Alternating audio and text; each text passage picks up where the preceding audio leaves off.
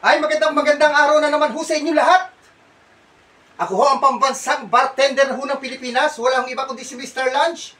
Nagbabalik ho sa ganito klase na vlog. Ayan, makikita nyo naman yung ating mga content na nakaraan. Ayan, paupo-upo lang ho tayo. Ngayon, balik ho tayo sa tayo. Ayan, shoutout ho sa lahat ng aking followers. Baka ho napapanood nyo, pakicomment naman kung saan kong lugar. Yan po naman, baka napanood mo. Balaton nyo ho kay Mr. Lance. At kapag napanood nyo at hindi ko pa ho kay followers, pakifollow naman ho, ha? Dahil pag kayo nag-follow ho sa akin, ito ho paparapol ko this month of June, ito hong GSM Blue Mojito. Ito, libre ho ito, pamimigay ni Mr. Lance, ha? Marami rin ho ito. Pag naman ho kayo nag-share aking mga ginagawa, ito, kung si-share nyo napanood nyo at saka yung aking mga ginagawang iba. For every share, 1 coupon ho, sasama ko kayo dito sa aking raffle. Bola, kailan ho? Tuwing katapusan, yan, ng buwan, binobola ho natin. This month ho, ito pamimigay ho natin. Follow and share lang ho, ilang ho suset. Pag naman ho nag-share kayo, lagay nyo na yung pangalan. Okay? Yun lang. At sasama ko kayo dito. Bubulahin ko yan sa Dennis Castillo Salazar. Pasok ko ay sa aking Facebook. Dennis Castillo Salazar. Naglalip ako every Tuesday, Thursday, and Saturday. At topic? Well, lahat ho nakaalakan. Mga history, alcohol content, at lahat mga proper mixing. Lahat ho yan. Okay? Ito mapapanalunan. Okay, ano ho ba topic natin ngayong araw na to? Aba, ang topic ho natin, tinatawag ko na, kaya may red wine ho sa harap. Tinatawag ko ito na red wine cocktail ho, kung tawagin ito, no? Sino ba mahilig ko sa red wine? Ayan. Kasi dati ho, may nagtatanong sa akin, ano ba ang masarap na mixing sa red wine? Ito, isang klase ho na mixing sa red wine. Ano ho? Okay, ano una ba natin gagamitin? Siyempre, gamit ho tayo. Siyempre, itong red wine. Ito. O, ang red wine ho, bibilisan ko na ha. Saan ho ba na-invento ang red wine? Sabi ho, no, ito ho'y nangyari sa yung kauna-unahan, ano, sa kasaysayan doon ng tao. Nagmula doon sa China, Georgia, at Armenia. Ito hong red wine. Pero may isang facts. May isang facts. Ayan, ha. Na sinasabi yung dohong red wine, nag-start doon ng 500 BC sa tinatawag na yung Chion Island. Yung Chion wine kung tawagan. Alam niyo kung saan matatagpuan yan, Chion Island ho na yan, sa basahong Thailand. Okay? Whether maniwala kayo hindi, kasi ang Thailand, alam mo naman natin, hindi sila naman fanatic sa red wine. Pero ino sa kasaysayan. 500 BC, tinatawag na Chion wine sa Chion Island. Okay? At yung unang isang facts din ho, nanggaling doon ang mga wine sa China, Georgia, at Armenia. Okay? Yan ang history ng red wine. Siyempre, next one natin ilalagay dyan, wala akong iba kundi orange juice. Marami naman nakakalam orange juice. Ayan. Any kind of orange juice you have at red wine, pwede nyo gamitin. Basta ho mga yan, ha? Ano ho bang OJ? Ay nag-start ito sa Florida noong 1920s sa USA, ho, ha? So, doon ho nag-start yung mga plantation para magparami, mag-battle, at mag-sales. Okay?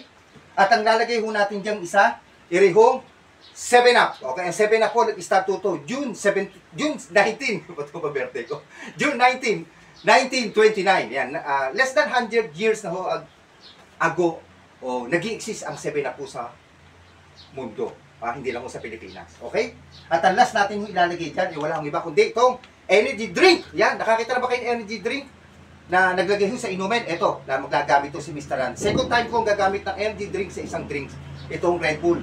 Red Bull ho gagamitin natin, ano? Ang Red Bull ho ba, pag-usapan na natin, sino ho ba ang founder ho nito? Ang founder ho nito, ang Red Bull, dati yung former salesman ng antibiotic. At si Chaleo Ubidja. Okay, ulitin ko, si Chaleo Ubidja. Yan, mahirap pong i-pronounce. Dati ho siyang former salesman ng antibiotic. Ngayon, nagtayo ho siya ng sarili niyang pharmaceutical. Ito nga ho ang kanyang na-introduce, itong Red Bull. Itong Red Bull, kaya ho niya na-invento, ito daw ay alternative para sa coffee, sa murang halaga. O kayo ba, tanongin ko kayo, ano ba mas mura? Red Bull or coffee? Di ba ho? Yan. Okay. At ito, nag-start itong gamitin, noong mid-1980s. Alam nyo kung saan bansa? Sa Austria. Bansang Austria, noong April 1, 1987. Doon nag-start. Pero ang sa kasaysayan, tapusin ko na, yung first energy drink na nangyari sa kasaysayan ng tao sa US, 1949, si Dr.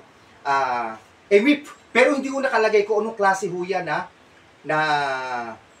energy drink, wala akong nakalagay, okay? Yan ang history ng Red Bull. Pero alam nyo, may isang facts na kasaysayan pa ho, nag-start ho yung Lipovitan, 1962, yung isang klase ho ng Lipovitan, Di ba dalawa ho yan, parang Jollibee McDo. Pag may Red Bull, may Lipovitan. Dati, umiinom ako both yan, Yung Lipovitan naman ho, na-invented ho yan, Tashio in Japan. Okay? Okay, yan po. Yan. Ay, shit. Okay, natapon? Okay. Gagamit to tayo ng part of the a bartender. Being bartender, lagay ho tayo ng dalawang yelo. Yan.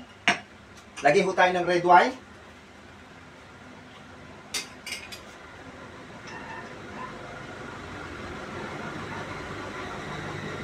One jigger. Lagay ho tayo ng Red Bull. 1 jigger. Lagay ho tayo ng OJ.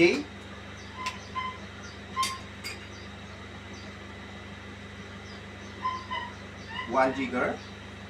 And then, ano po ba lalagay ko natin? Wala naman ng iba, kundi 7-up na lang. Pero i-stir ho muna natin ito, ha. Yan, okay? Saka ho natin lalagyan ng 7-up. Okay? Siyempre, lagyan lang ho natin ng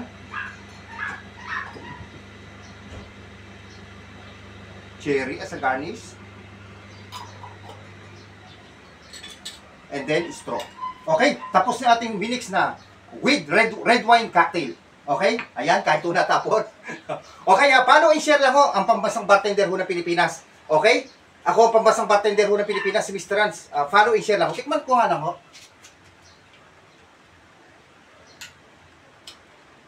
Masarap po pala. Masarap kasi wala naman halong alcohol content to. No? Okay, thanks for watching guys. Bye-bye. Ako pambasang bartender si Mr. Lunch.